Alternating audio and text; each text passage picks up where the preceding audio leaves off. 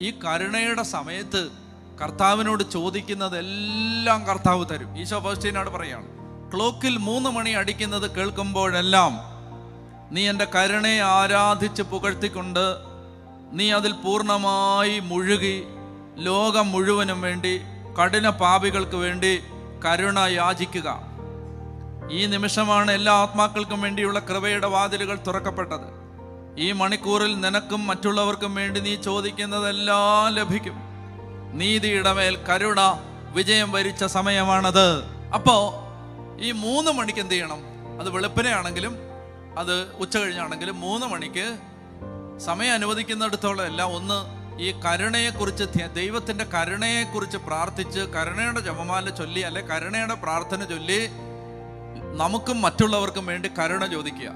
എവിടെയായിരുന്നാലും ചെയ്യാൻ പറ്റും. അത് വള്ളത്തിലിരിക്കും, ബോട്ടിലിരിക്കുമ്പോഴാണേലും ചെയ്യാൻ പറ്റും, വീട്ടിലിരിക്കുമ്പോഴാണേലും ചെയ്യാൻ പറ്റും.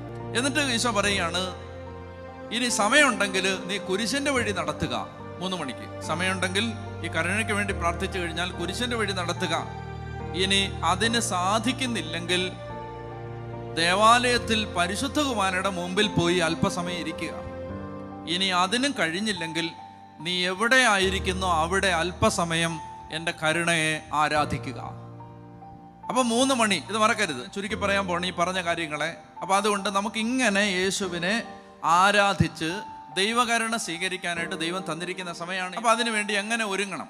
നിങ്ങൾ ഇപ്പോൾ തന്നെ പൂർണ്ണ കുമ്പസാരം നടത്തുക.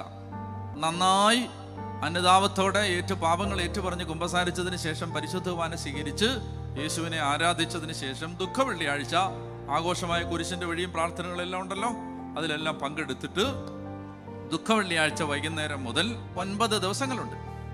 ആ 9 ദിവസങ്ങൾ ദൈവകരുണയുടെ നൊവേന ചൊല്ലണമെന്ന് കർത്താവ് ആവശ്യപ്പെട്ടിട്ടുണ്ട്. ദൈവകരുണയുടെ നൊവേന നിങ്ങൾക്ക് പുസ്തകമൊന്നും കിട്ടിയില്ല, ചൊല്ലാൻ പറ്റിയില്ലെങ്കിൽ എല്ലാ ദിവസവും കുറെ കരുണക്കൊന്തകൾ ചൊല്ലിയും കുരിശിന്റെ വഴി നടത്തി ഒരുങ്ങുക. അപ്പൊ ദൈവകരുണയുടെ നൊവേന അറിയാവുന്നവര് ഈ 9 ദിവസം ദൈവകരുണയുടെ നൊവേന ചൊല്ലി 16-ാം തീയതി ഈ ഛായാചിത്രത്തെ വണങ്ങി നന്നായിട്ട് കുമ്പസാരിച്ച് ഒരുക്കത്തോടാണ് ആയിരിക്കുന്നത്. പരിശുദ്ധ കുർബാനയെ സംബന്ധിച്ച് കരുണയുടെ ജപമാലയും ചൊല്ലി പ്രാർത്ഥിച്ച് അന്നേ ദിവസം ദൈവകരുണയെ ആരാധിച്ച് പൂർണ്ണമായും ദൈവത്തിൽ ആശ്രയിച്ച് പ്രാർത്ഥിച്ചാൽ ഇന്ന് വരെയുള്ള ജീവിതത്തിൽ, നിങ്ങൾക്ക് 50 വയസ്സായെന്ന് വിചാരിക്കുക, ഇന്ന് വരെയുള്ള ജീവിതത്തിൽ നമുക്ക് വന്നുപോയ എല്ലാ പാപങ്ങളും ആ പാപത്തിൻ്റെ ശിക്ഷകളും ഈശോ തുടച്ചു മാറ്റി നമ്മളെ ഒരു വിശുദ്ധനും വിശുദ്ധയുമാക്കി മാറ്റും.